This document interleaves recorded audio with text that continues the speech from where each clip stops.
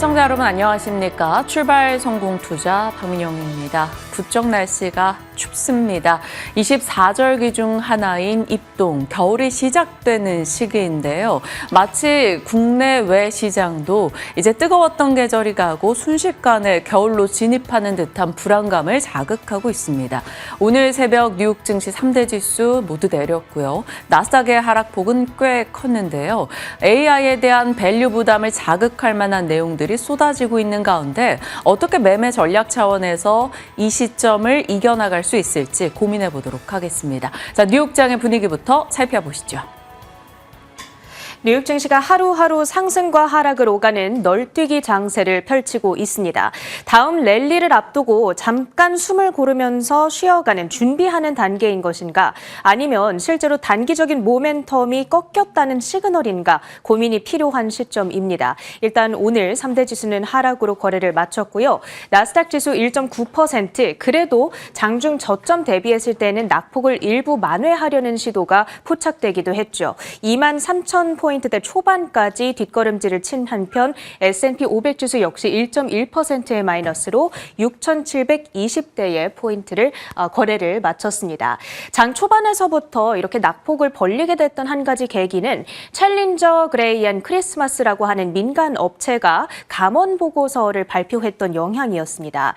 10월 감원 규모가 15만 3천 건으로 무려 2003년 이래 그러니까 22년 내 최고 수준을 기록하게 된 겁니다. 많은 기업들이 사람을 해고시킬 계획을 하고 있다라는 이야기이고요. 이렇게 많은 해고가 이루어지는 가운데서 미국의 실업률 추정치는 높아졌다라는 점이 부담이었습니다. 시카고 연은이 추정하고 있는 10월 실업률은 4.36%로 나타났고요. 이 역시도 2021년 10월 이후 4년 만에 최고 수준이었습니다. 이렇게 노동지표가 오늘은 또 부진하게 발표가 되다 보니까 간밤 10년물 금리, 지금 비트코인이라고 적혀 있는데요. 10년물 금리로 확인을 해주시면 되겠습니다. 6bp 이상 급락을 하면서 4.09%대까지 뒷걸음질을 쳤다라는 특징이 있었고요. BMO 캐피털 측에서는 오늘 나타났던 지표들로 미루어 보건대 최근 미국의 노동시장이 다시 가속하고 있다는 일각의 주장을 뒷받침하기가 어렵다. 오히려 노동시장 재가속이란 주장은 회의적이게 생각하게 된다. 이런 발언을 내놓기도 했습니다. 이 부분 부담 요인이었고요. 계속해서 AI 밸류에이션에 대한 우려감 역시도 시장의 발목을 잡고 있는 요인입니다. 종목들이 어떻게 움직였는지 자세하게 확인해 보시죠. 일단 고밸류 AI 대표 종목 하면 팔란티어인데 6.8%까지 낙폭을 벌렸고요. 오라클 역시 2.6%, 그리고 엔비디아의 주가는 3.7%에서 거래를 마쳤습니다. 지금 어제부터 들려왔던 중국의 자체 칩 의무화 소식, 거기에다가 젠슨왕 CEO의 인터뷰 내용까지도 부담을 가했는데요. 만약에 미국이 대중 규제를 계속해서 강화한다면 중국이 AI를 주도할 수도 있다. 특히나 지금 중국 시장 안에서 엔비디아의 점유율이 기존의 95%에서 0%까지 떨어졌다. 이 대목이 부담을 줬습니다. 그러면서 주가가 장중에 낙폭을 벌리는 양상이었고요. AMD, 엔비디아를 추격하고 있는 대표적인 종목 역시도 7%대까지 낙폭을 확대했습니다. 퀄컴의 경우에는 앞으로 몇 년 안에 애플로 모뎀 칩을 공급하기 어려워질 수도 있다. 주요 고객사인데 핵심 고객 이탈 우려감 속에서 역시나 낙폭이 확대되는 움직임이었고요. 이렇게 반도체주들이 전체적으로 부진했던 가운데서 마이크론이 나홀로 아웃퍼폼을 했다라는 점 눈에 띄고 있습니다. 디램과 낸드 가격 앞으로도 상승할 거다라는 기대감 속에서 1984년 상장 이래 최고가 수준에서 거래가 됐습니다. 필라델피아 반도체 지수는 2.39%의 마이너스로 체킹을 해주시면 되겠고요. 그 밖에 테슬라의 주가 역시도 정규장에서는 오늘 3%대의 마이너스였습니다. 이제 지금 한 7분 전쯤 속보가 떴습니다. 오늘 머스크 CEO의 보상안 표결이 진행이 됐죠. 지금 주주들이 승인을 했다라는 소식이 들려왔습니다. 그러니까 이제 일론 머스크는 1조 달러의 남자가 될 수 있을 것으로 보여집니다. 현재 테슬라의 주가는 시간을 거래해서 2% 가까운 반등 움직임을 보여주고 있다는 점 체킹이 가능합니다. 그리고 애플 이슈입니다. 지금 버핏의 버크셔가 애플 주식을 계속 덜어내고 있다라는 소식이 들려오고 있다 보니까 보유하고 계신 분들께서는 나도 좀 팔아야 되나? 차세대 동력이 과연 무엇일까? 이런 고민들을 하고 계실 텐데요. 모건 스탠리 측에서는 그 차세대 동인을 휴머노이드 로봇으로 꼽고 있습니다. 2040년까지 연매출이 1,330억 달러에 달할 것이다. 작년 기준으로 애플의 연간 총 매출액이 3,800억 달러가량 됐거든요. 비율적으로 따졌을 때에는 35%에 해당하는 비율입니다. 그리고 2040년 가서는 로보틱스 시장에서의 애플의 총 점유율이 9% 정도에 달할 거다라는 내용이 있었으니까요. 보유하고 계신 분들께서는 이 보고서도 참고해 보시면 좋겠습니다. 오늘 기술주들의 하락 물결 속에서도 해당 내용 소화하면서 애플은 상대적으로 주가 방어되는 효과가 있었습니다. 그리고 알파벳 역시도 0.2%의 플러스였습니다. 자체적으로 개발한 7세대 AI 칩이죠. 이 TPU를 몇 주 내에 정식으로 출시하겠다라는 소식이 들려왔습니다. 이렇게 자체적인 GPU를 개발하고 또 사용하는 여러 빅테크들의 소식이 들려오고 있다는 점 역시도 엔비디아 입장에서는 부담 요인입니다. 그 밖에 특징주들도 확인해 볼 텐데요. 간밤 상대적으로 이 중국의 AI 주식들이 올랐다는 것도 하나의 포인트였습니다. 현재 알리바바가 지원하고 있는 베이징에 기반을 둔 AI 스타트업 문샷이라는 회사가 있는데 얼마 전에 그 새로운 AI 모델을 출시했었고요. 불과 4달 만에 또 새로운 모델을 출시했습니다. 이름은 케미 K2 Thinking이고요. 사측에서 주장하기로는 오픈 AI의 챗 GPT보다도 이 에이전틱 역량이 더 우수하다라고 얘기를 했습니다. 물론 평가는 사용자들이 해봐야 되겠지만요. 어찌됐든 오늘 이 뉴스가 알리바바의 주가에게까지 훈풍을 불어 넣었고요. 그 밖에도 샤오펑이 9.6%, 바이두가 3% 오르는 등 이 중국의 AI 사이클에 대한 기대감이 일부 부각되기도 했습니다. 현재 애프터마켓에서 움직이고 있는 상승 특징주로는 아이렌을 꼽아볼 수가 있겠습니다. 데이터 센터 인프라 종목이라고 보시면 되겠는데 마이크로소프트와 97억 달러의 계약을 체결했다. 그 외에도 여러 가지 AI 신규 고객들을 확보했다라는 소식에 힘입어 현재 6%대의 상승 흐름을 가져가고 있습니다. 다만 정규장에서는 12%의 급락, 그리고 여타 피어 종목들 역시도 6%대 급락했다는 점은 체킹이 필요하고요.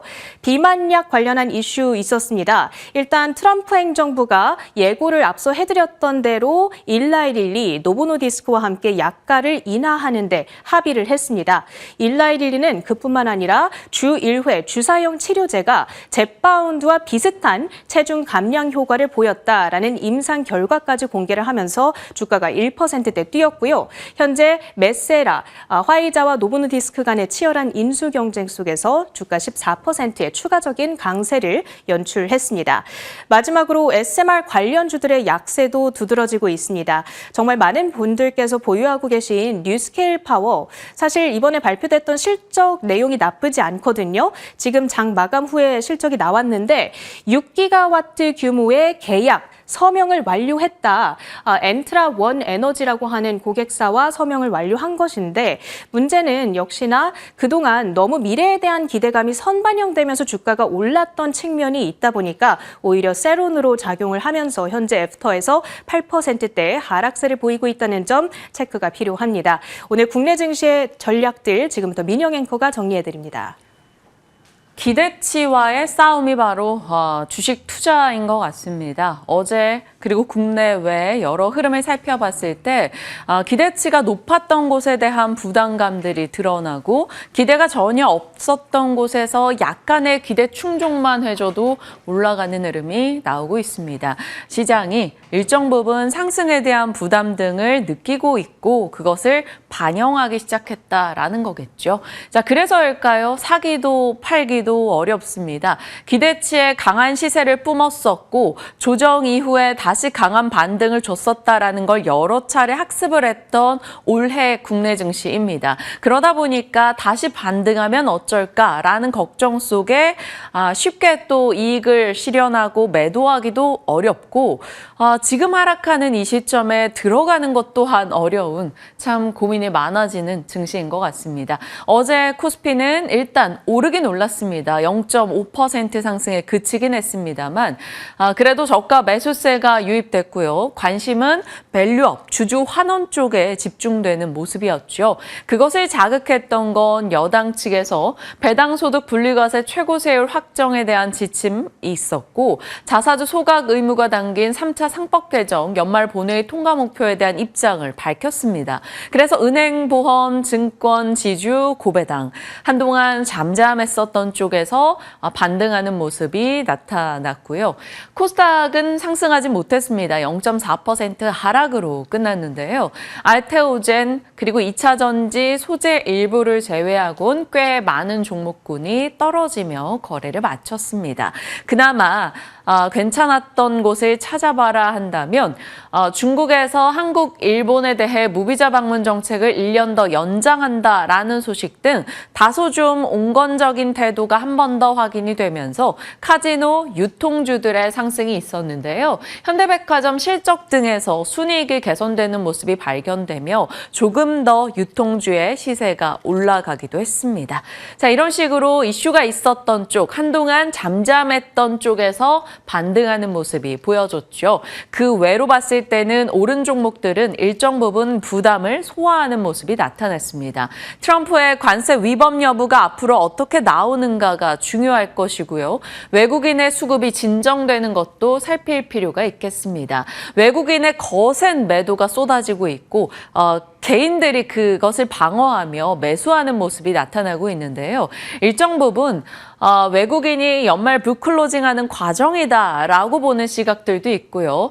또 파생 손실을 만회하기 위한 의도적으로 지수를 떨구는 흐름이 나타나고 있다라는 분석도 있습니다. 그렇기 때문에 외국인들이 지금 손실 확정에 대한 우려가 12월 둘째 주까지는 자리하고 있어서 이 파생 손실의 우려를 만회하기 위한 지수의 의도적 떨굼, 대형주 바스켓 매도 현상이 계속될 여지가 있다. 그것을 얼마나 방어가 되는지가 중요하고 그렇다면 한동안 12월 전까지는 중소형주가 더 유리할 수 있다. 이런 시각 등도 나오고는 있습니다. 어떨지는 모르겠으나 이런 수급적인 흐름들, 개인의 매수 여력이 어느 정도 와 있는지 이런 것들을 살필 필요가 있겠습니다. 그리고 중요한 개별 특징주를 만들어내고 있는 게 바로 지금은 실적이니까요. 실적에 더 시장은 민감하게 반응할 수밖에 없죠.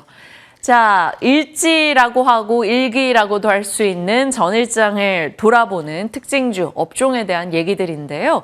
마이크론의 신고가 그리고 하이닉스의 HBM4 가격을 50% 인상했다 뭐 이런 얘기들이 들려오면서 어제 삼성전자는 하락했습니다만 SK 하이닉스는 2.4% 상승이었죠. 이스페타나 테크윙 혹은 PSK 등의 반도체 소부장단도 비교적 괜찮은 종목들이 있었습니다. 자, 그 밖의 특징으로는 실적이 좀 아쉬웠던 특징주들이 꽤 있었죠. 두산 에너빌리티, 컨센을 하회했습니다. 물론 앞으로에 대한 기대치는 남아 있습니다만 어제는 그동안 많은 기대를 받아왔었던 종목들은 컨센 하회 혹은 약간의 아쉬움만 보여도 일단은 던지고 보는 흐름이 나타났죠. 두산 에너빌리티가 그러했습니다. 5%. 달바글로벌 충격적이었죠. 어제 이제 그 전날 좀 화장품 섹터 진영에 대한 실적 체크가 필요하다 말씀을 드렸었는데 실적에 대한 실망감, 달바글로벌 20%의 급락으로 끝나기도 했습니다. 미래에셋 증권도 장중에 변동이 꽤 컸다라는 점 특징주로서 나타났고요.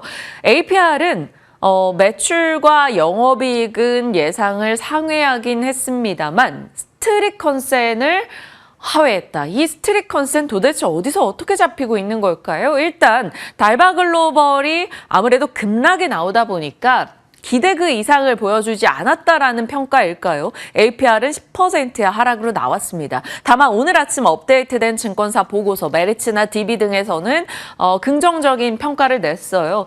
메리츠에서는 완벽한 카테고리, 완벽한 채널, 완벽한 지역 전략이었다라는 평가를 냈고요.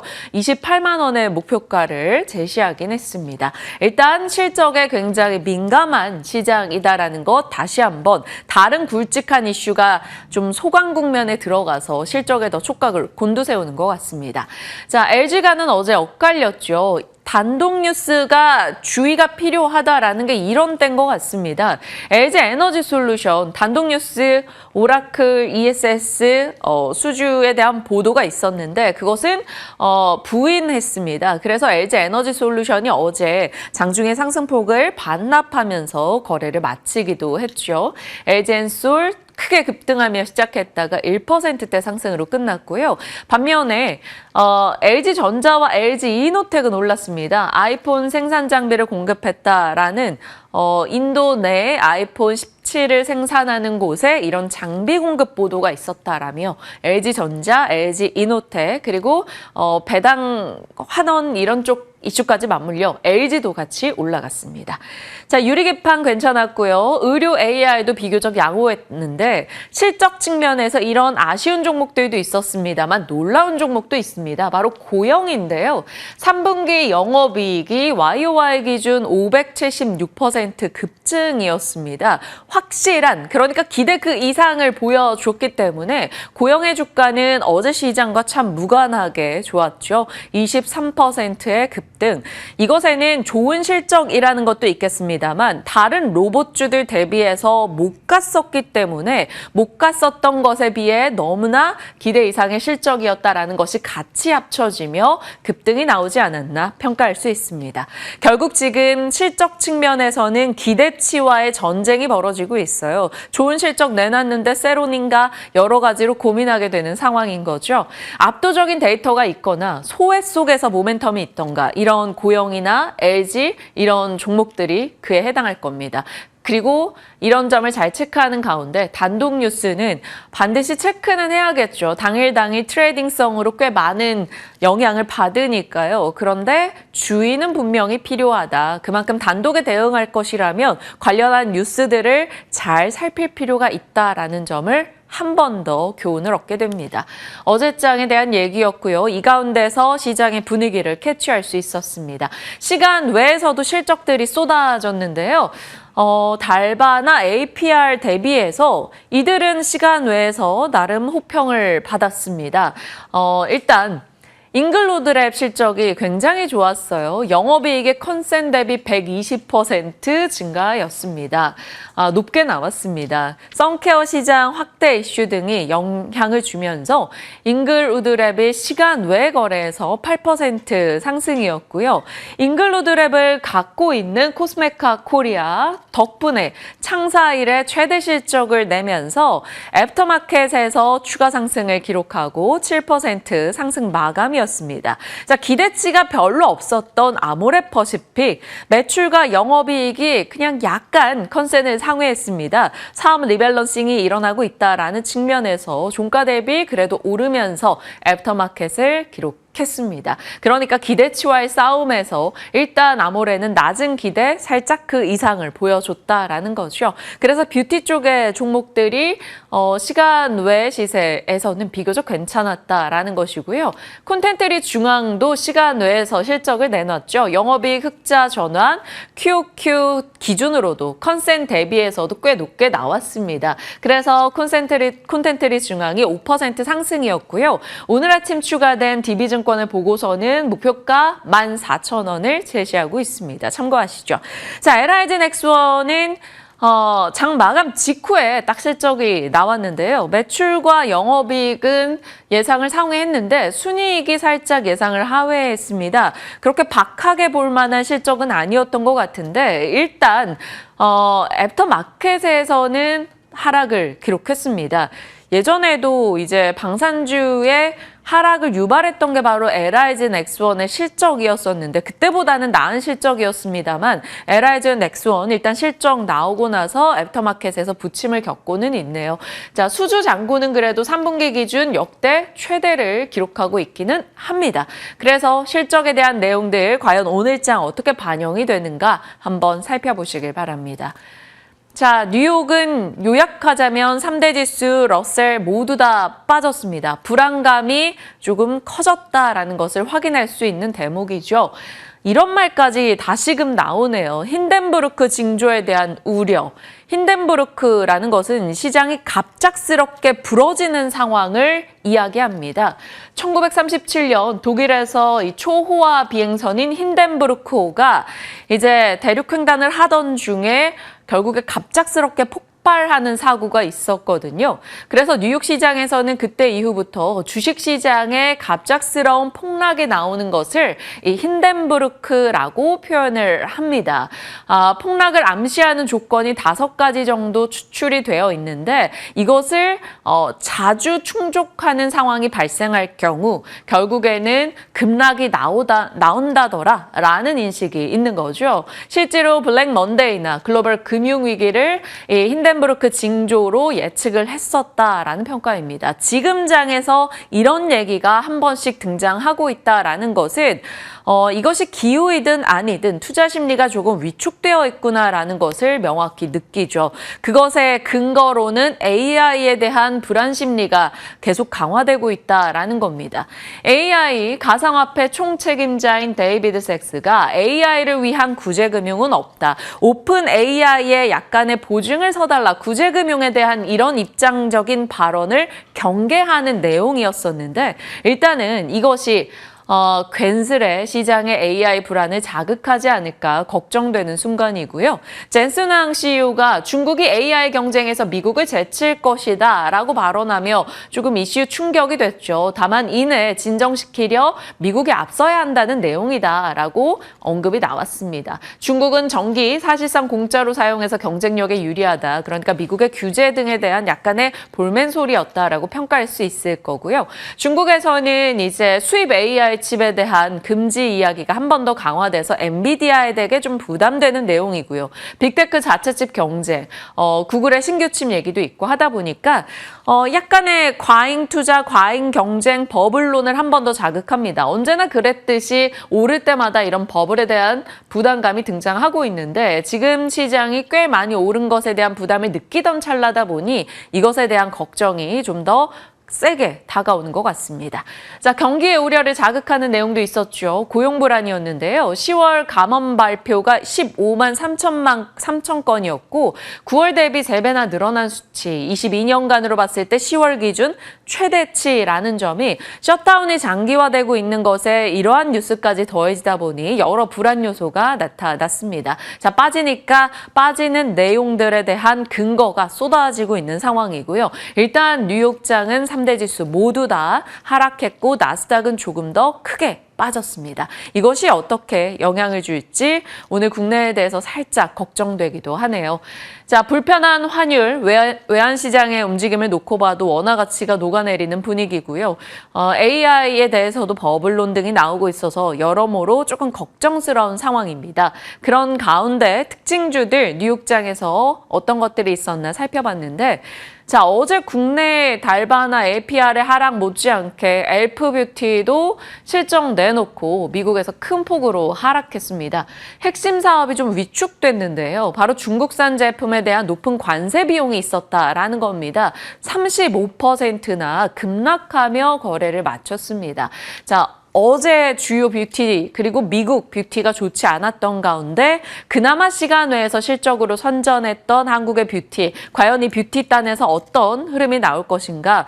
이제 11월에 뷰티를 자극할 만한 연말 소비 시즌으로서 이벤트들이 많은데 그것을 앞두고 불안감이 더 커질지 어떨지 지켜봐야겠습니다.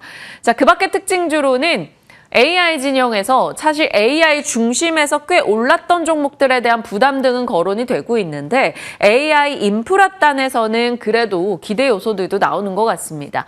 데이터 독이 급등했는데요. AI 도입, 클라우드 보안 수요 증가로 인해서 4분기 실적 전망치도 월가 예상치를 상회했습니다. 그래서 데이터 독에 20% 가까운 급등이 있었고요. 미국의 대한광통신 같은 종목이라고 보시면 될 텐데 코이어런트가 실적 컨센을 그 전전 거래일 이제 시간 외에서 상회하는 실적을 내놨습니다. 그래서일까요? 일단 역시나 급등세를 나타내서 보안과 통신이 개별 테마로서 작용할 수 있을지 보겠습니다.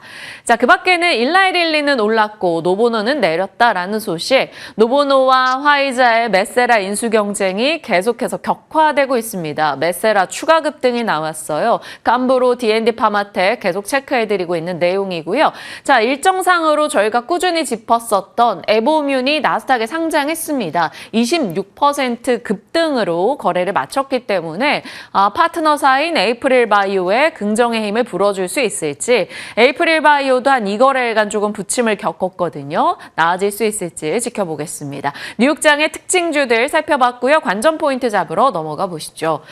자, 일단 시황 측면에서는 오늘 그렇게 기대 요소가 많진 않습니다. 외국인의 매도 진정되는 여부 봐야 되고요. 환율 또한 마찬가지겠죠. AI, 젠슨왕의 발언이나 AI 구제금융 없다는 그 차르의 발언이나 밸류 부담, 외국인의 매도 이런 것들이 진정돼야 될 겁니다. AI에도 외국인의 매도를 넣은 것은 지금 외국인의 매도는 많이 샀던 것에서 나오고 있기 때문에 그 부분이 영향을 주고 있고요. 그래도 반도체 업황은 여전히 좋고 개인의 매수세가 쏟아지면서 방어하고 있고 애프터에서 샌디스크의 실적으로 인한 주가 상승이 남아있다라는 측면에서 AI 진영의 치열함을 오늘 어떻게 시장이 받아들이는가 보겠습니다. 바이오단은 어제 이슈가 있었죠. 알테오젠 코스피 이전 이슈. 일단 어제 제약바이오에서 많은 종목들이 빠졌지만 알테오젠은 올라갔고요. 일라이릴리 주 1회 주사형 비만 치료제 호평 이슈에 밤사이 상승했죠. 에보뮨의 에이프릴 바이오 반응하는지 보시죠. 로봇은 시세와 뉴스 사이에서 고민입니다. 로봇이 지금 조정이 세게 나오고 있는 한 2거래일간의 흐름인데요. 여전히 뉴스는 자극적으로 많이 등장하고 있죠. 애플, 모건 스탠리 측에서 휴머노이드 로봇으로 애플의 가치 평가를 했고요. 네이버의 로봇에 대한 공개 이슈 어제 있었고요. 중국에서 로봇 계속 강화한다라는 이야기도 들려오죠. 결국 로봇 측면에서는 고영이나 K3i 이런 종목들, 살아있는 종목들이 있고 급락하면서 차익 실현이 거세게 나오는 쪽도 있습니다. 보통 실적 시즌에 과거보다는 로봇주들의 실적이 잘 나오고 있긴 합니다만 그래도 실적 시즌에 이런 부침을 겪을 수밖에 없는 로봇 섹터의 특성이 있기는 한데요. 일단 로봇에 대한 이야기, 과연 시세가 어떻게 나오는가 좀 급락을 멈출 수 있을지 봐야겠습니다. 그 역할에는 엔비디아, 테슬라 등등도 중요할 텐데요. 일단 테슬라의 행보에 크게 무리가 없을 것으로 보입니다. 왜냐하면 일론 머스크의 1조 달러 보상안이 75% 찬성으로 통과가 됐기 때문이죠. 추후 움직임들 보시죠. 애프터마켓에서는 2% 정도 올라가고 있습니다. 실적 관련한 뉴스 앞서 살펴드린 내용이니까 참고하시길 바라겠고요. 오늘 장의 일정으로 보면 이노테크라는 신규 상장주 기다리고 있고 많은 기업들의 실적 나올 겁니다. 그리고 11월 11일부터 이제 중국의 광군절, 게임주의 영양주 지스타, 무엇보다 중요한 엔비디아 실적 한국 시간 20일 예정되어 있고요. 누리호 4차 발사 일정도 27일 새벽에 있습니다. 여기에 국내 위성 한 13개 정도가 탑재된다 이런 얘기도 들려오고 있으니 참고하시길 바랍니다. 어려운 시장인데 같이 고민하도록 하겠고요. 섹터 뉴스 들어갑니다. 미나 앵커 살펴주시죠. 네, 오늘은 시장의 중심에 있기보다는 약간은 그 바깥에 있지만 또 상승률은 굉장히 폭발적이었던 쪽을 골라봤습니다. 카지노주들인데요. 전일 롯데관광개발을 중심으로 해서 주가가 다시 한번 상승하는 모습이 나타났습니다. 롯데관광개발이 이번에 3분기 잠정 실적 발표를 했는데 이게 어닝 서프라이즈를 기록하면서 전일 정규장에서 6%의 상승으로 거래를 마쳤고요. 파라다이스, GKL, 투비스 같은 관련주들 모두 다 1%에서 2%대의 상승률로 거래를 마쳤습니다. 굳이 카지노까지 가지 않았더라도 올해 초부터 내가 만약에 여기에 그러니까 돈을 넣었다면 지금쯤 부자가 되지 않았을까 싶을 정도의 상승률인데요. 넘어가서 조금 더 자세한 부분들 다뤄보도록 하겠습니다. 롯데관광개발이 이번에 실적을 잘 발표하면서 다시 한번 카지노주들 쪽으로 수급이 몰렸습니다. 이번에 롯데관광개발 3분기 실적을 보시면 역대 최대 실적을 기록했고요. 매출액 같은 경우에는 전년 대비 34.2%의 증가율, 그리고 영업이익 같은 경우에도 전년 대비 138% 넘는 성장세를 나타냈습니다. 굉장하죠. 그리고 키움증권에서는 이번 이런 실적에 대해서 중국 증시가 회복세를 나타내고 있고 가상자산 가치가 증가하는 등 여기에 중국 관광객들까지 제주도로 많이 유입이 된 만큼 그로 인한 효과가 상당히 톡톡했다라고 분석을 하고 있었습니다. 그리고 이 중국인 관광객들의 제주도 수요는 내년에도 성장할 것으로 전망했고요. 때문에 내년 연간 영업이익도 현재 시장의 기대치에 20% 상회하는 수준을 나타낼 것이라는 전망까지 함께 제시했습니다. 언제 이렇게 올랐을까, 그리고 왜 올랐는지 많이들 궁금하실 것 같습니다. 앞서 말씀드린 것처럼 조용하지만 확실하게 오른 섹터가 바로 카지노주들이었는데요.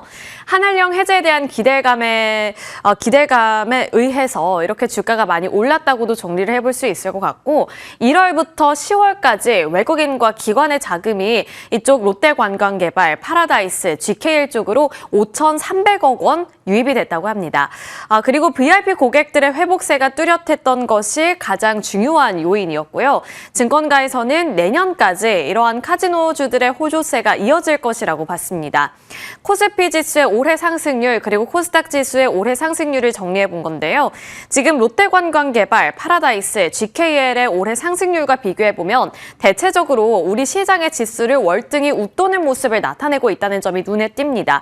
특히나 롯데관광개발과 파라다이스가 우리 코스피와 코스닥 지수 대비 월등한 성과를 내면서 특히 롯데관광개발은 올 한 해 동안 종가 기준으로 136% 넘게 상승했고요. 그리고 최고가 기준으로 본다면 더 큰 상승폭을 기록했다는 점도 고무적입니다. 여기서는 잠깐 이제 업황에 대한 이야기를 해볼까 합니다. 그냥 흥미를 돋구기 위해서 한번 넣어봤는데 지금 전 세계 카지노 업황은 어떨까? 업황이 궁금하시죠? 한국투자증권에서 이 카지노 업황에 대해서 전 세계적인 업황에 대해서 분석을 했는데요. 마카오 같은 경우에는 팬데믹 이후에 최고치를 재차 경신했다는 점이 눈에 띄었고 라스베가스 같은 경우에는 오히려 좋지 않았습니다. 아시아권이 오히려 조금 더 탄탄한 성장률을 나타내고 있다는 점이 눈에 띄는 대목. 그리고 한국 같은 경우에는 카지노 스팟 중에 가장 높은 전년 대비 상승률을 기록하고 있다는 점에서 성과가 굉장히 좋았다. 이 부분을 다시 한번 체감해 볼 수 있었습니다. 일본과 중국인 VIP들이 그만큼 우리나라에 많이 유입이 됐고 거기서 돈을 많이 썼다는 건데요. 국내 10월 GGR 같은 경우 롯데관광개발과 파라다이스, GK를 다 합쳐봤더니 1,525억 원을 넘기는 수준이었고요. 그 부분에 추정치에 부합하는 수준이었고요. 전년 대비 30.4% 증가하는 모습 기록이 됐습니다. 그리고 세부적으로 뜯어본다면 파라다이스의 이 성장률이 압도적으로 더 좋았다라는 점도 눈에 띄고 있었고 이제 11월 전망 같은 경우에는 제주 지역이 지금 11월에는 비수기로 여겨지는 만큼 이제는 수도권 지역에 있는 파라다이스 쪽으로 유리한 국면이 예상된다는 점도 투자 힌트로 얻어볼 수 있습니다. 넘어가서 드랍액 부분 살펴보겠습니다. 이거 다 베팅할게요 라고 제가 적어놓은 이유는 이제 드랍액 같은 경우에는 카지노를 즐기기 위해서 온 사람들이 코인으로 바꾸는 금액을 뜻하기 때문인데요. 보통 이 부분을 보고서 얼마나 유입객들이 많이 왔고 여기에 돈을 얼마나 쓰는지를 가늠합니다. 투자 포인트들을 살펴보자면 9월 인바운드 같은 경우에 전년 대비 16% 증가한 170만 명을 기록했고 역대 9월 중에 최대 수준이라고 볼 수 있습니다. 그리고 캐대언 효과가 정말 좋았잖아요. 그 효과에 대한 기대감을 앞으로도 걸어볼 수 있을 것이라는 전망 나오고 있는데 캐대언 효과를 통해서 구조적인 인바운드 성장을 다시 한번 예상해 본다. 그렇기 때문에 그 안에 있는 수혜 업종 쪽으로 지속적인 관심이 필요하다는 관점도 제시가 되고 있습니다. 그리고 그 안에는 카지노주도 대표적인 섹터입니다. 10월 드라백을 살펴보시면 또 견조한 성장률을 기록하고 있는데요. 롯데관광개발 전년 대비 85% 증가, 파라다이스 같은 경우에는 전년 대비 12%, GK일 같은 경우에는 전년 대비 6%의 증가세를 나타냈습니다. 여기서 이제 전년 대비를 기준으로 살펴본다면 롯데관광개발이 가장 큰 성장률을 나타냈는데요. 10월 같은 경우에는 이제 무비자 입국이라든지 중국 그리고 우리나라에 기나긴 연휴가 있었던 만큼 전달 대비 성장률도 상당히 중요한 요인인데 그 부분을 살펴보시면 파라다이스가 이 중에서는 가장 높은 성장률을 나타냈다는 점도 눈에 띄고 있습니다. 이제 그래서 앞으로 카지노주를 본다면 제주도는 비수기니까 수도권의 탄력도가 높았던 만큼 수도권에 위치한 카지노주들을 보자라는 증권가의 컨센서스 모아지고 있는 상황이고 그 안에서는 파라다이스가 가장 많이 꼽히고 있습니다. 실적이 좋았던 롯데관광개발 그리고 앞으로 비수기 동안 또 가장 큰 기대감을 안고 있는 파라다이스 두 가지를 정리해봤는데요. 롯데관광개발은 아무래도 이번에 실적을 발표한 지 얼마 되지 않았다 보니 증권가에서 리포트를 많이 발행하고 있습니다. 그리고 11월을 기준으로 봤을 때 키움증권에서 가장 높은 목표 주가를 제시했는데요. 32,000원으로 상향 조정하는 모습이 나타났습니다. 4분기에도 이제 연이은 호실적이 전망된다는 이유였고요. 2026년 레버리지 효과로 인해서 시장의 기대치에 20% 이상 상회하는 실적을 기록할 것이라는 점도 하나의 긍정적인 투자 포인트가 될 수 있겠죠. 그리고 내년 같은 경우에는 이제 VIP 중심의 성장 스토리가 예상되는데 그로 인해서 실적이 상향 조정될 가능성도 있다는 점 눈여겨보시길 바라겠습니다. 지금 롯데관광개발 18,100원 구간에서 종가를 형성했는데요. 외국인과 기관의 수급이 어제 함께 들어왔고 키움증권에서는 3만 원까지 돌파할 수 있을 것으로 봤던 만큼 지금 안 그래도 100% 넘는 거의 200% 가까이 되는 상승률을 나타냈던 롯데관광개발 앞으로 업사이드가 더 열려 있다는 건데 그렇다면 지금 노려봐도 괜찮을지 저희와 함께 전략 세워보시면 좋을 것 같고요. 파라다이스 같은 경우에도 키움증권에서 그냥 한번 통일을 해봤습니다. 상당히 좋은 긍정적인 코멘트를 제시했는데 3분기 같은 경우에는 다소 아쉬운 성적이지만 이제 4분기부터는 VIP들이 회복할 것을 기대하기 때문에 앞으로의 실적에 대한 눈높이를 올려보겠다라고 말을 하고 있었고요. 이제 하얏트 호텔 인수로 인해서 2차 성장 사이클에 진입할 것이라는 전망까지 나오고 있습니다. 그리고 파라다이스 시티 객실 포화 문제를 이로 인해서 해결할 수 있을 것으로 말을 했는데 이 부분은 제가 예전부터 강조해드리고 있는 부분입니다. 그동안 객실이 일반 그냥 오는 관광객과 그리고 카지노를 이용하는 이용객이 다 같이 혼합이 돼서 항상 객실 포화 문제 때문에 좀 앓고 있었는데 이 부분을 해결할 수 있다는 점에서 앞으로 조금 더 원활하게 진행이 되지 않을까에 대한 기대감이 높아지고 있습니다. 그래서 여기서 기억해 봐야 할 부분은 카지노 쪽으로는 이제 앞으로 VIP 효과에 대한 기대감이 더욱더 높아지면서 실적 기대감 높아지고 있다는 점이고요.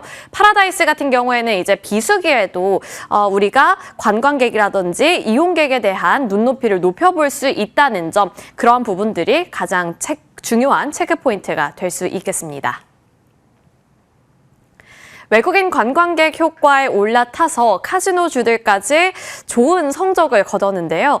앞으로의 눈높이도 높아지고 있는 만큼 지금 많이 올랐지만 업사이드가 더 있을 것이라고 생각하고 내년에 우리도 베팅을 해봐야 하는 시점일지 카지노주에 대한 전략들 저희와 함께 체크해 보시길 바라겠습니다.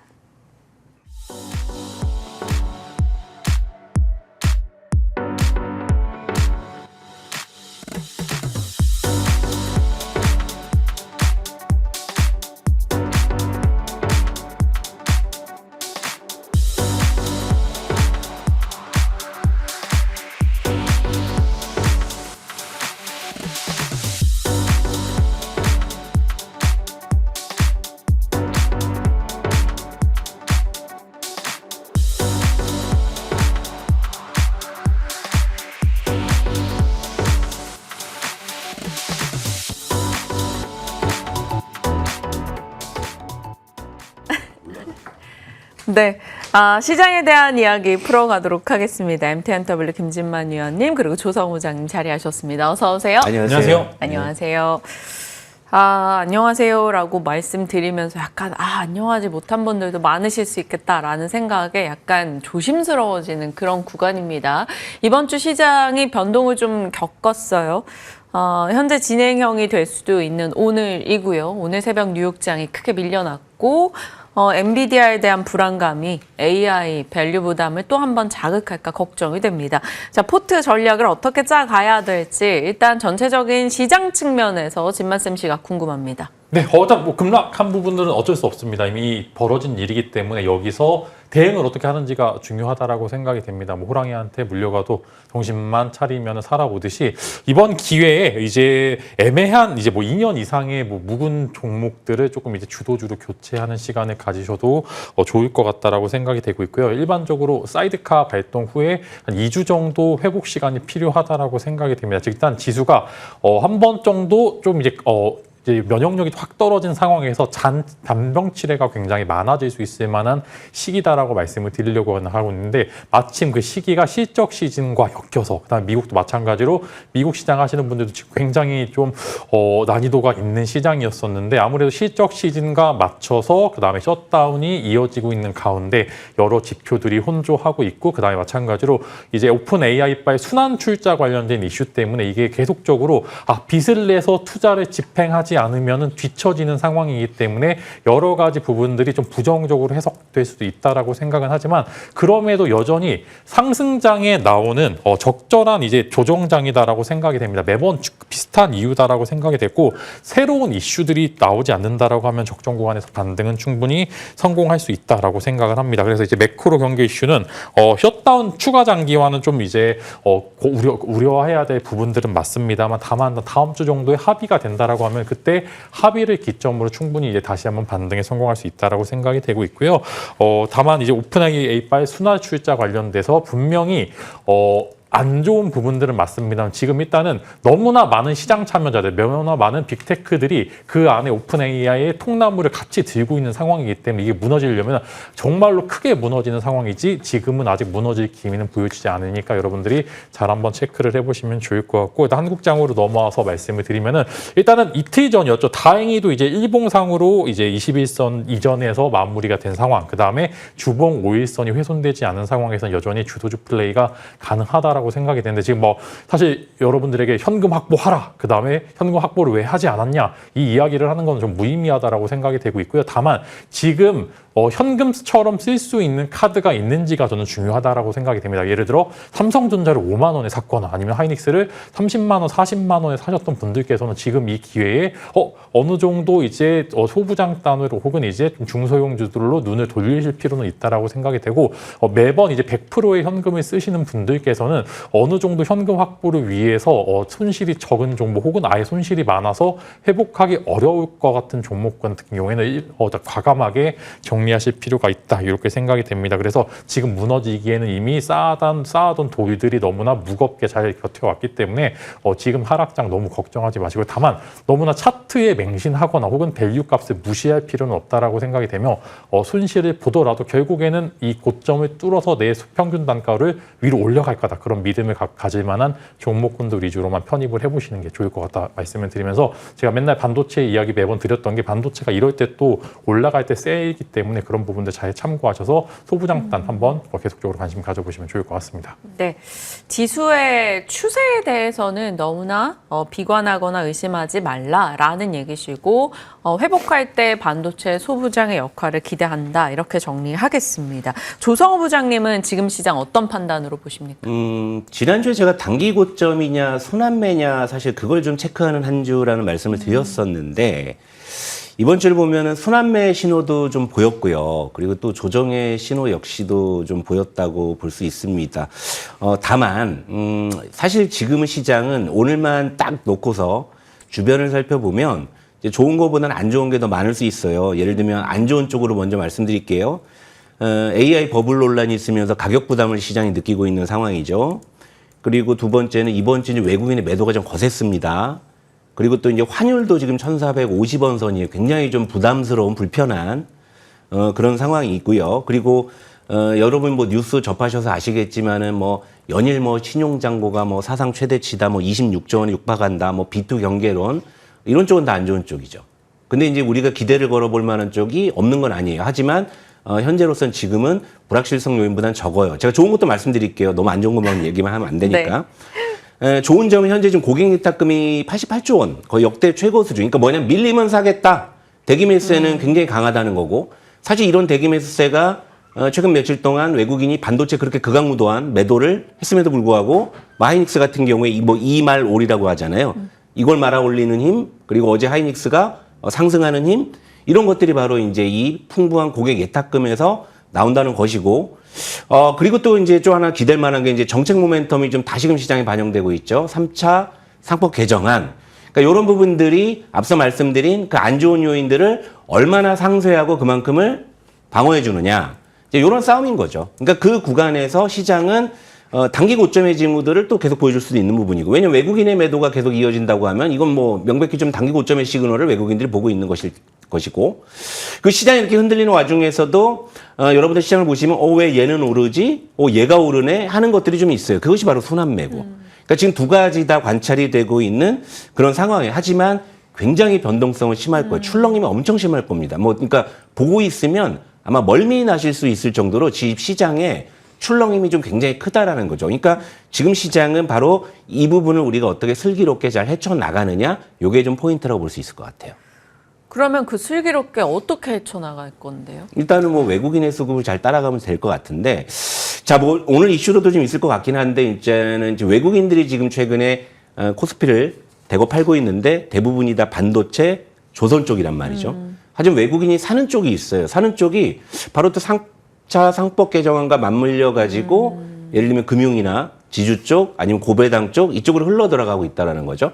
그러니까 이런 부분들을 여러분들이 캐치를 하시게 되면 오히려 그 변동성에서 잠깐 비껴가서 나는 그래도 나름 잔잔한 물결에서 배를 탈 수 있는 그런 구간도 분명히 준단 말이에요. 그러니까 이런 쪽. 그러니까 예를 들면 이제 최근에 이번 주를 보게 되면 막 삼성전자가 급락하고 하이닉스 막 급락할 때 막 개인들이 거의 뭐 결사 매수 대응으로 뭐 하이닉스를 뭐 불과 뭐 이틀 만에 뭐 2조 원을 순매수 한다든지, 물론 그래서 개인의 힘으로 뭐 하이닉스를 뭐 지탱해 주는 거 뭐 의미는 있어요. 하지만 중화기로 무장한 외국인과 그래도 대부분 뭐 이제 소총과 수류탄만 가지고 있는 개인들이 붙었을 때는, 물론 가끔은 개인들이 이기는 경우가 있겠지만 중장기적인 전투로 본다고 했을 때는 개인들이 불리할 수밖에 없는 그런 싸움이고, 그러니까 반도체에서 외국인과 맞서 싸울 것이냐, 아니면 뭐 금융지주나 이제 고배당 쪽으로 가서 외국인 등에 좀 업혀갈 것이냐, 뭐 이런 전략을 좀 택한다면 저는 오히려 외국인 등에 업혀가는 쪽이 지금 현재로서는 좀 무난한 전략이 아닌가, 이렇게 좀 보고 있어요. 네.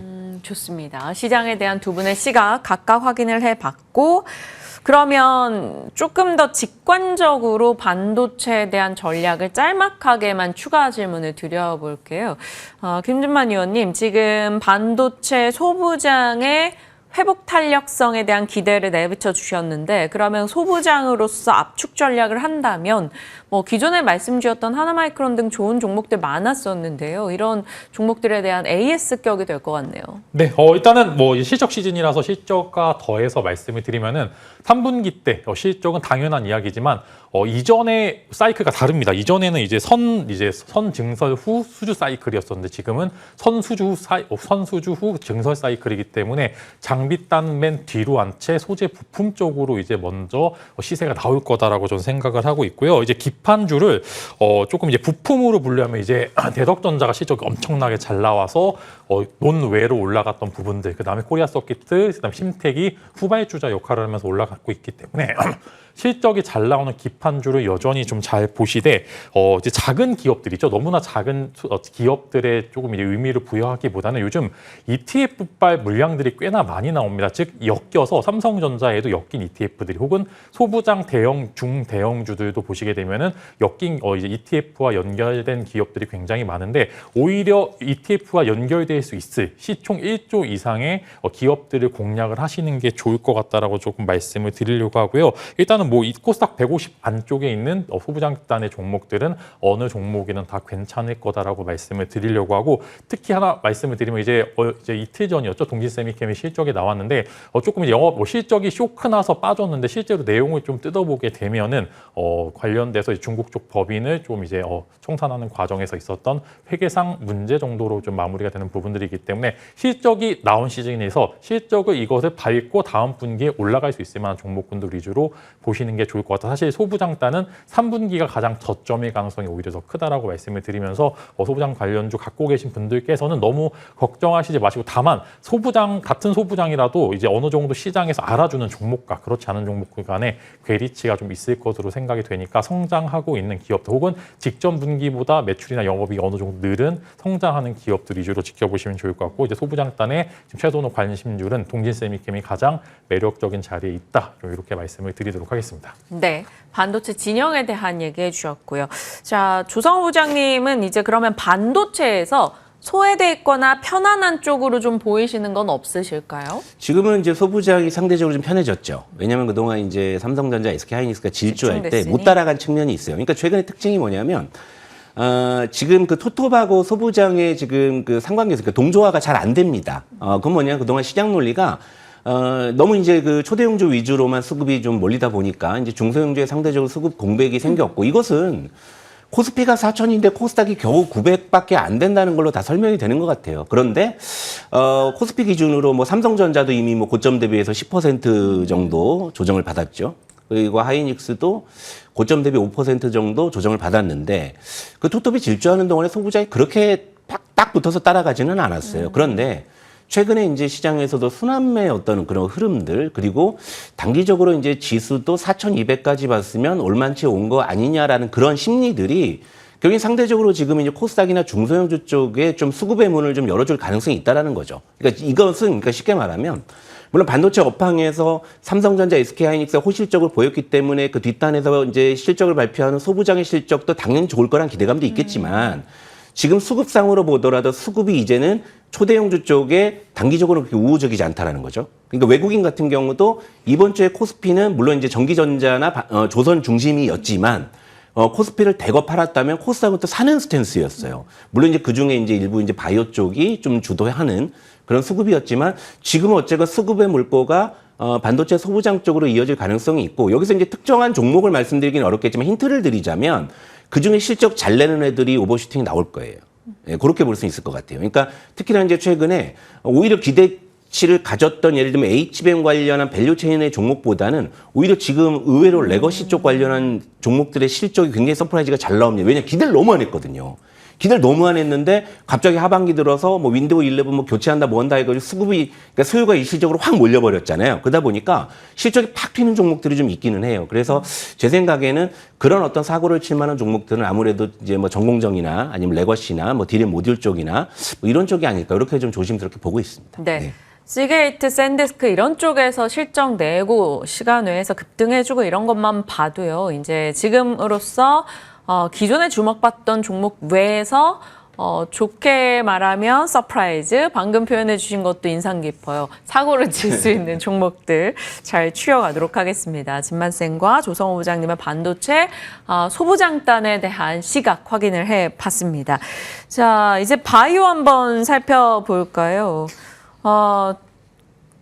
진만쌤, 이 네. 바이오 어떻게 판단을 해야 될까요? 좀 나아지던 찰나에 살짝 시장이 꺾이면서 같이 밀려냈는데 사실 알테오젠의 이전 이슈, 뭐 HLB가 이제 알테오젠 빠지고 나면 코스피에서 또 코스닥에서 이제 한 단계 올라가게 되는 뭐 순위라던가 이런 것들, 또 에이프릴바이오의 뭐 에보민 상장 모멘텀, 뭐 메세라의 급등 이런 거에서 바이오의 모멘텀들은 개별 있는데 이거 대응이 좀 어려워요. 그리고 사실 코스피 쪽에 있는 제약주들의 실적들은 또 좋단 말이죠.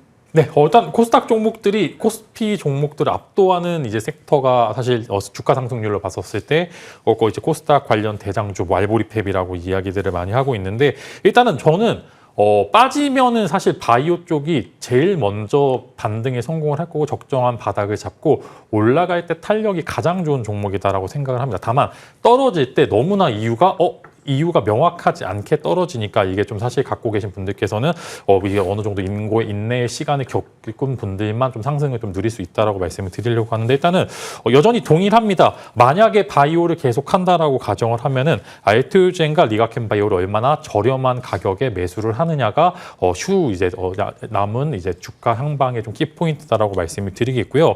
지금 HLB 얘기들이 계속 나오고 있는데 저는 사실 HLB 같은 기업들이 코스닥 상단에 있기 때문에 바이오가 오히려 덜 가ян다. 오히려 이제 이런 불량 학생들이 계속 이제 시가총액 상위권들을 갖고 있기 때문에 사실 이런 부분들이 아쉽다. 이제 이야기를 지난번에 이제 해드렸던 부분들이 있는데 아무튼 이제 알테오젠의 코스피 상장 이전 상장 오히려 지금 코스닥을 위해서는 이제 에코프로나 이제 알테오젠 같은 대형 이제 이미 이제 어느 정도 가시권 안에 들어와 있는 기업들이 코스피로 이전 상장을 해야지만 밑에 있는 기업들이 조금 이제 종목이나 혹은 섹터 교체가 활발하게 이루어질 수 있다 이렇게 말씀을 드리면서 일단은 이제 바이오 쪽은 개별적인 모멘텀을 갖되 그래도 코스닥의 키 맞추기라는 키 포인트의 바이오가 가장 적정하긴 하다. 다만 그 기왕 하실 거면은 숨겨진 종목들 하시는 것보다는 아까 말씀드린 것처럼 알보리팹을 가장 싸게 매수하시는 전략을 써보시면 좋을 것 같고요. 일단은 더 간다. 저는 리마켄바이오는 최근에 호평들이 계속 이어지고 있기 때문에 저는 이제 만약에 밀리면 가장 우선순위로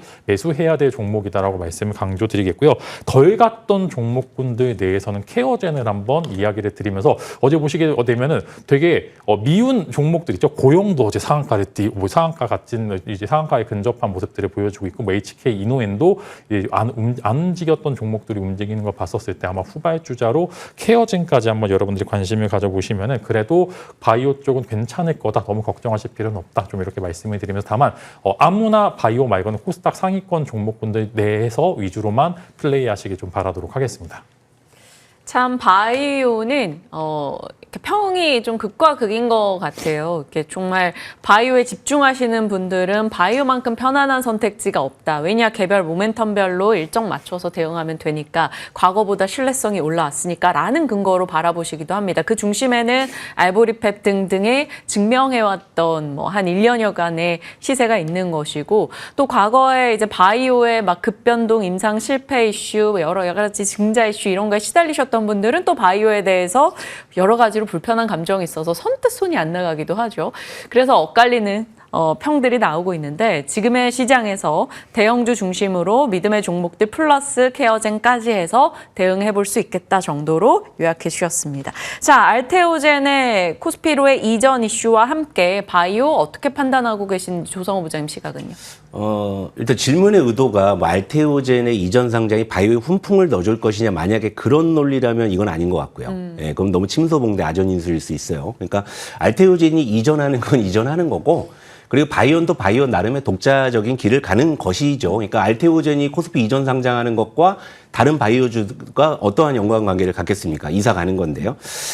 다만 앞서서 우리 김진만 의원님께서 말씀하신 부분과 제가 좀 일맥상통하는 부분이 있는 게 알테오젠 같은 경우가 시총이 거의 이제 30조 정도예요. 그러니까 지금 코스피로 이사 가도 아마 시가총액 22 정도 될 겁니다. 그러니까 굉장히 초대형주가 됐어요. 이러다 보니까 알테오젠이 코스닥이 있으니까 이런저런 부작용이 없을 수가 없죠. 이를테면 시가총액 비중이 무려 6%나 되죠. 그러다 보니까 알테오젠이 이제 급등락을 반복하게 되면 코스닥의 지수 자체가 출렁여 버리니까 코스닥의 지수 왜곡이 굉장히 크게 발생하는 일들이 굉장히 많았다라는 거죠. 그리고 이제 특히나 알테오젠이 급등락을 해버리게 되면 그 아랫단에 있는 바이오주들마저도 같이 출렁여 버리니까 코스닥의 지수 왜곡이 더 심해졌단 말이죠. 그러니까 저는 오히려 알테오젠의 코스피 이전 상장은 코스닥에는 굉장히 좀 긍정적인 그런 이벤트라고 봅니다. 그러니까 알테오젠이 코스피를 이전해서 주가가 얼마 더 올라가고 솔직히 그런 건 잘 모르겠어요. 그러나 알테오젠이 코스닥에서 이사를 간다면은 아무래도 코스닥의 변동성이 많이 완화될 수가 있죠. 그러다 보니까 이제 지수 왜곡이 완화되면서 조금 또렷하게 좀 코스닥의 중소형주를 좀 볼 수 있는 그런 기회가 될 것이고, 그리고 이제 인덱스 자금들도 알테오젠이 이사를 가버리게 되면 코스닥 쪽에서 리밸런싱이 일어날 수밖에 없는 부분이죠. 그러면서 이제 긍정적인 어떤 수급상의 흐름을 좀 기대해 볼 수 있다, 이런 정도고. 바이오 전체를 봤을 때는 또다시 알보리팹이니 이런 얘기 하시는데, 저는 전에도 말씀드렸지만 그런 신학 관련한 그 바이오주에 잘못 손댔다가 한번 그때 망한 적이 있어서 저는 코스피 바이오만 본다 말씀드렸잖아요. 그런데 지금 시장의 여러 가지 어떤 흐름이나 분위기가 지금 순환매의 어떤 시그널을 좀 보여주고 있는 부분이죠. 그리고 그동안에 이제 반바지를 봤을 때 반도체 엄청 강했죠. 2차 전지 최근에 약진했죠. 자, 코스피 바이오 쪽이 상대적으로 오른 게 별로 없는 상황에서 최근에 좀 수급이 들어오고 있는 이런 상황이니까 이번에 뭐 순환매의 어떤 논리나 수급의 어떤 흐름을 봤을 때도 이번만큼은 좀 바이오의 차례가 아닌가라는 좀 생각을 하기는 해요. 다만 이제 저는 뭐 말씀드렸다시피 뭐 코스닥의 시총상위 바이오주보다는 이제 코스피의 대형 바이오주들 한약품 최근에 또 너무 많이 좀 오른 것 같기도 해요. 그리고 뭐 삼성 바이오로직스의 뭐 이제 지주사 뭐 전환 이슈도 있기는 한데, 근데 또 이제 그 아랫단에서 조금 이제 가격 메리트가 있는 종목을 본다고 하면 뭐 녹십자나 이런 종목들 아직 가격 괜찮고, 사실 셀트리온이 굉장히 아픈 손가락이거든요. 맞아요. 아무리 가격이 좋아도 끝내 손이 안 나가는 종목 중에 하나가 셀트리온인데, 그래도 순환매 논리가 굉장히 좀 강하게 바이오 쪽을 자극한다면 그 셀트리온마저도 좀 어느 정도 자극을 받을 수 있지 않을까, 그런 생각이기 때문에 철저하게 좀 가격적인 관점에서 본다고 하면 좀 코스피의 좀 바이오 쪽은 좀 볼 필요가 있다, 이렇게 생각합니다. 네. 코스피 쪽으로 집중해 볼 수 있는 바이오 정도입니다. 두 분의 시각 확인했고요. 앞서 이제 약간 금융, 밸류업, 지주 이런 쪽 얘기 살짝 해주셨는데, 금융 지주 보겠습니다. 3차 상법 개정에 대한 이슈가 다시 부각되면서 부각될 때도 됐죠. 그리고 어제 미나앵커의 표현을 빌려보자면 정말 클래식한 찬바람 불 땐 배당이라는 키워드로 놓고 봤을 때, 김진만 의원님, 금융 지주 쪽 배당의 모멘텀, 주주 환원의 모멘텀 다 가능할까요? 네, 일단 지주사들 보시게 되면은 밸류체인 좋은 이제 지주사들 위주로 보시게 되면은 분명히 좋은 기회가 있을 거다라고 생각이 되고, 분명히 이제 뭐 여러 가지 상법 개정의 수혜, 그다음에 자사주 매각 관련된 여러 가지 정책적인 모멘텀들이 같이 나오게 되면서 올라갈 수 있는데, 오히려 이런 이제 지주사나 이제 금융지주들 보실 때는 여태까지 주주 환원을 안 했던 기업들, 정말 주주 환원책이 최악에 근접한 그런 이제 기업들 위주로 보셔야지 조금 더 이제 온기가 있을 수 있다, 이렇게 좀 말씀을 드리려고 하고요. 이제 만약에 지주사를 한정해서 이야기 드리게 되면은 밸류체인 좋은 지주사는 이제 두산과 한화, 그다음에 LS 정도까지 한번 관심을 가져보시면 좋을 것 같고, 이제 LS 같은 경우 제가 이전에도 한번 코멘트 드린 적이 있지만 지금 이제 관련돼서 이제 경영권 분쟁 관련된 이야기들이 계속 나오고 있기 때문에 특별 이벤트를 기대를 하면서, 그다음에 적절히 이제 좋은 밸류체인, 사실 LS 그룹이 주주 환원 체계는 정말 최악이긴 합니다만, 그럼에도 여러 가지 이제 경영권 관련된 문제들이 부각을 받게 되면 가장 이제 주주 환원책을 조금 더 크게 할 수 있다, 좀 이렇게 말씀을 드리면서 지주사는 밸류체인 좋은 지주사 한번 관심을 가져보시면 좋을 것 같고요. 사실 이제 금융지주로 넘어가게 되면은 사실 실적 좋은 거를 너무나 다 알고 있습니다. 근데 주식계에는 옆집 철수와 영희도 아는 사실 조금 너무나 이제 시장에서 멀리 퍼져 있었던 이야기들 때문에 얘네들 좀 이제 지주사들 금융지주사들 보시게 되면 실적 좋은 거 알고 있기 때문에 실적 시즌은 오히려 피해야 된다라고 생각이 됩니다. 그리고 실적이 마무리가 되는 상황에서 감동과 그 다음에 여러 가지 이제 가이던스까지 좋게 제시되지 않으면 세론이 충분히 나올 수도 있다라고 말씀을 드리면서, 금융 쪽 어제 미래에셋증권이 이틀 전이었나요? 이제 미래에셋증권이 급락을 했었던 경우가 있는데, 실제 내용을 뜯어보니까 채권 트레이딩 쪽에서 손실이 크게 발생해서 그쪽에서 1,500억의 손실이 발생을 했습니다. 즉 대외적으로 조금 채권 관련돼서 평가액이 좀 하락을 하거나, 혹은 이제 기타 안 좋은, 사실 좋은 이슈는 너도 나도 알고 있지만 안 좋은 조그만 이슈에 대해서 굉장히 시장은 민감하게 반응할 수 있으니까 금융지주사는 보되 실적 발표 2일 후를 공략을 해보자, 좀 이렇게 말씀을 드리면서, 여전히 미래에셋증권이 관련돼서 하락을 많이 했고 영업 손실이 조금 있긴 했습니다만, 관련돼서는 일단은 가장 매력적인 자리가 다음 주 정도에 나올 것으로 전망이 되니까 지주사는 LS, 그 다음에 관련돼서 이제 금융지주사 쪽은 미래에셋증권을 다음 주 정도에 한번 공략을 해보자, 좀 이렇게 말씀을 드리도록 하겠습니다. 기존의 관련 종목들에서는 LS나 키움증권 말씀 주셨었고요. 이번에는 이제 실적 이슈 이후에 살펴보자라는 점에서 또 LS를 비롯해서 눈여겨볼 종목들에 대한 코멘트 같이 도와주셨습니다.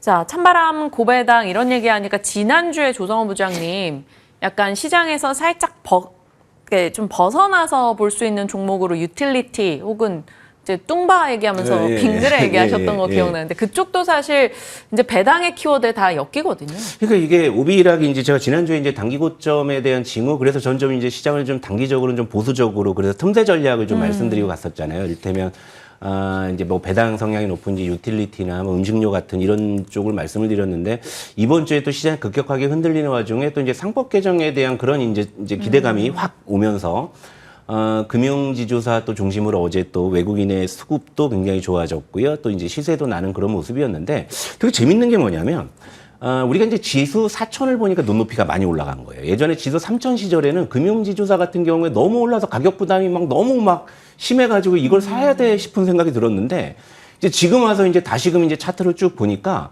오히려 금융지주사들이 되게 싸 보이는 거예요. 워낙에 뭐 삼성전자, 하이닉스, 뭐 조선주가 질주해 버리니까 뭐 차트상으로 보더라도 금융지주사가 이거 많이 쉬기도 쉬었네라는 느낌이 들 정도로 최근에 좀 상당히 좀 이제 숨고르기를 했고 기간 조정을 거친 상황에서 재차 이제 정책 모멘텀이 불거지는 거고 또 이제 금융지주사보다도 유틸리티나 음식료 쪽은 지금 최근에 좀 가격도 많이 좋습니다. 이를테면 지난주에 뭐 예를 들면 한국가스공사나 빙그레 같은 거를 만약에 사신 분이 계신다면 이번 주는 좀 편안하셨을 거예요.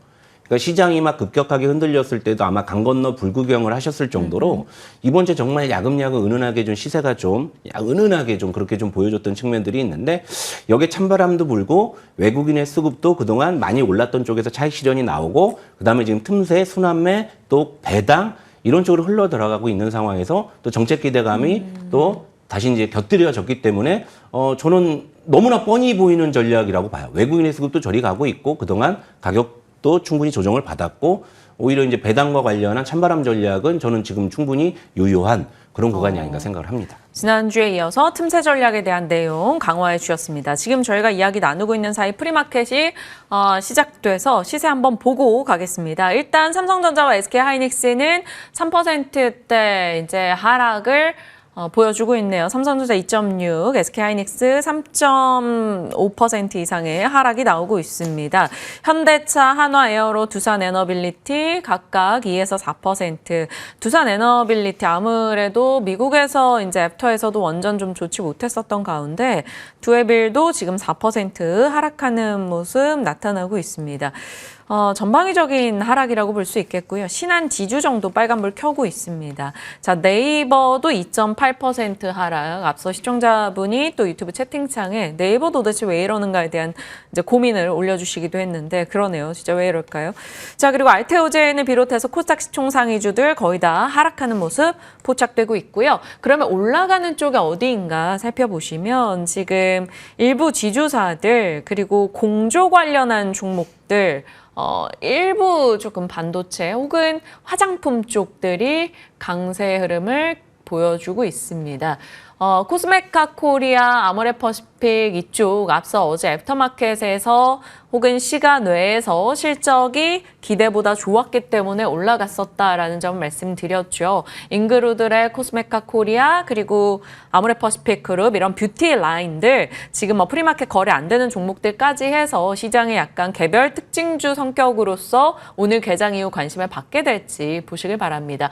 자, GST, 워트, 삼성 공조 이쪽은 또 공조단이네요. 진만쌤 이번 주에 공조단에 좀 주목해보자라는 얘기 하셨던 걸로 기억하는데 그러면 이 공조 관련한 종목도 대응이 가능할까요? K엔솔도 오릅니다. 네, 일단은 아까 이제 그때 화요일이었던가요? 제가 이제 공조 시스템 관련주들 한번 말씀을 드렸는데 그때 당일 막 갑자기 삼성 공조 너무 올라가서 매수는 좀 저점에서 하시라고 말씀을 드렸는데 일단은 공조 시스템 관련주들 일단 대형주를 보시게 되면 LG전자가 요즘 최근에 그래도 조금 이제 대형주 단에서 버티고 있는데 아마 이제 여러 가지 기술들에 대해서 시장은 좀 어느 정도 호평을 하고 있다 이렇게 말씀을 드리면서 공조 관련주도 오늘 같은 시장에 사실 수급이 올리기 좋은 그런 시장이다라고 말씀을 드리겠고 액침 냉각과 그다음에 공조 쪽으로 같이 봐서 결국에는 이런 작은 섹터들은 분명히 살아 있을 거다라고 말씀을 드리면서 이제 만약에 또 유리기판 또 얼마 전에 매수하셨던 분들께서는 또 한 번 시세가 분출할 겁니다. 그래서 적정 구간에서의 이제 추가 매수를 해보시면 좋을 거고 공조 관련주들은 오늘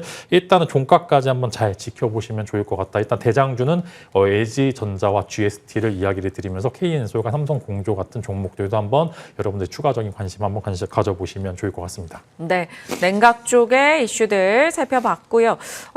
그 외에는 약간 뷰티 일부 종목들이 좋단 말이죠. 어제 달바나 이런 쪽에서는 변동을 크게 보여주긴 했었습니다만 기존의 뷰티에 대해서 약간 쓴소리도 해주셨던 조성호 부장님. 어떻게 판단하십니까? 뭐 두 번을 이랬으면 뭐 당분간은 뭐 거들떠보지 않는 게 맞지 않나. 두 분기 연속으로 지금 세론이 나온 거잖아요. 그러니까 실적 발표 전에는 굉장히 좀 뭐 기대감을 많이 좀 불어넣었다가 뭐 실적 발표하게 되면 이렇게 뭐 세론으로 뭐 이거 적당히나 빠지면 상관이 없는데 뭐 20%씩 급락해 버리니까.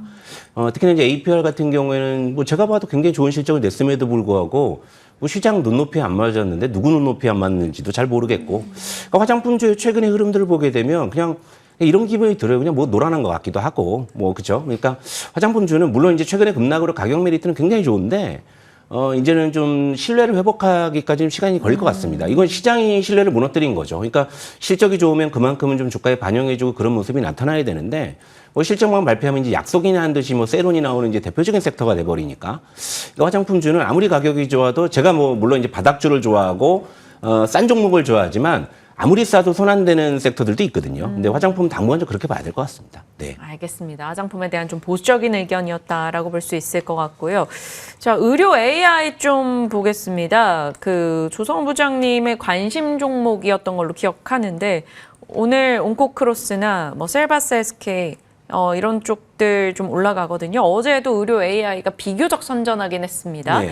어떻게 보십니까? 이거 지금 테마군을 보게 되면은 일단 화장품주가 이제 또 다시 털썩 주저앉았고 최근 이제 로봇주도 뭐 AI 버블 논란에 지금 조정해서 자유롭지 못한 상황이에요. 하지만 이제 시장에서는 매번 그런 이제 테마군들을 양성을 하는데 물론 이제 독자적으로는 이제 뭐 냉각공조 쪽이 좀 움직이긴 합니다만 요 며칠에는 사실 의료 AI 섹터의 수급이 굉장히 좋았거든요. 아마 이거는 그러니까 로봇 테마의 아마 후속 테마로서의 어떤 그런 좀 타이밍인 것 같고 가격들도 굉장히 좀 좋은 구간에 있어요. 이를테면 어제 루닛도 좀 급등하는 모습이었고 전체적으로 뭐 예를 들면 온코크로스라든지 뭐 신테카 바이오는 뭐 최근에 뭐 급등 양상이고 이쪽 섹터에서 이제 조금 좀 수급적인 좀 테마적인 그런 시세가 좀 감지되고 있기 때문에 트레이딩에 좀 능숙하신 분들은 좀 이쪽으로 또 관심을 가져보시는 거예요. 그러니까 로봇 다음에 어디냐라고 봤을 때 어제 같은 경우에 고형 같은 종목도 급등을 했는데 예를 들면 의료용 또 로봇으로 분류가 되기도 하잖아요. 그러니까 뭔가 이제 그 의료 AI 쪽하고 로봇은 서로 이렇게 좀 엮으면 엮을 수 있는 거리들이 좀 있는 섹터이기 때문에 의료 AI 쪽은 좀 트레이딩에 능숙하신 분들에 한해서는 좀 관심을 가져보셔도 좋은 섹터가 아닌가 보고 있습니다. 네, 참고하겠습니다. 시장에 대한 이야기들 풀어가고 있고요. 이제 눈여겨볼 수 있는 종목이나 뭐 혹은 시장에 대한 코멘트로 마무리 짓겠습니다. 김진만 위원님, 지금 시장에서 어떤 전략으로 어떤 종목 위주로 대응을 하시는지 마무리 정리해 주세요. 네, 똘똘한 한 채가 필요하다라고 생각이 됩니다. 언제든지 좋은 평단으로 조금 이제 관련돼서 똘똘한 한 채를 매수하실 필요가 있다라고 생각이 되고 아까 이제 다뤘던 여러 가지 이야기들 지주사와 반도체, 에너지를 합친 이제 종목이 하나 있죠. 미코 말씀을 드리겠습니다. 일단은 자회사 코미코도 잘 나가고 있고 그 다음에 이제 코미코의 자회사도 미코 세라믹스도 잘 나가고 있고 그 다음에 연료전지 회사까지 같이 가지고 있는 상황이기 때문에 여전히 저평가 있는 부분들 그 다음에 121선 라인에서 어느 정도 외국인들과 기관의 관심을 끌고 있는 상황이기 때문에 미코를 일단 최우선주로 말씀을 드리면서 지금 여러분들은 지금 품에 현금화할 수 있는 종목이 하나에서 두 개 정도는 있어야 된다라고 생각이 됩니다. 그래서 포트폴리오 11월에 분명히 일단 초반에 어렵긴 합니다만 그럼에도 잘 살아날 수 있을 만한 전략이 궁금하신 분들은 하단에 나가고 있는 QR코드 카메라 핸드폰 들고서 카메라 켜시고 찍으시면 저랑 소통할 수 있는 창구로 오실 수 있으니까 오셔가지고 제가 왜 미코를 뽑았는지 한번 이제 여러 가지 시나리오를 한번 잘 들어보시면 좋을 것 같고 시장 어렵지만 그럼에도 11월 늘에 왔었던 조정장의 한 이야기들일 뿐입니다. 그래서 아무 일도 없었던 것처럼 분명히 중반부에는 올라갈 거니까 너무 걱정하지 마시고 시장 대응 잘 하시길 바라겠습니다. 네, 시장에 대한 코멘트였고요. 조성호 부장님의 마무리 멘트는요? 마무리 멘트는 여러분 저기 그 사람 나고 주식 났지 주식 나고 사람 난 게 아니거든요. 근데 요즘 시장 보시게 되면 여러분들 너무 좀 시장에 너무 좀 몰입해서 많은 에너지들을 좀 빼앗기시는 것 같은데 시장은 물론 단기적으로는 좀 출렁일 수 있어요. 하지만 시간이 지나면 다시 좋아질 수 있는 부분인데 지금 시장이 보여주는 그냥 시그널대로만 따라가시면 그러니까 외국인의 수급이 어디로 가는지 아니면 지금의 시장의 주요 키워드가 무엇인지 그러면 AI 쪽에는 약간의 좀 구름이 껴있죠. 하지만 이제 뭐 상법 개정이나 이런 쪽은 좀 해가 뜨고 있죠. 그러니까 이런 쪽을 따라다니시면은 뭐 크게 무리가 없는 시장인데 괜히 막 엇박자난 걸 갖다가 자기가 물기를 돌리려고 하게 되면 무리수밖에 안 되는 거예요. 그러니까 여러분 사람은 주식을 이길 수가 없어요. 그 흐름에 잘 여러분들 그냥 따라만 가시면은 물 흐르듯이 할 수 있다 이렇게 말씀드릴게요. 네.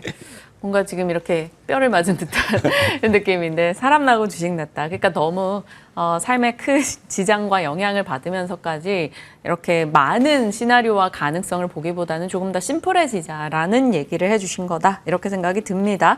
자, 또 한편으로는 시청자님도 얘기 주시는데 걱정도 투자의 하나다. 네. 어느 정도 걱정도 하면서 대응을 해봐야겠죠.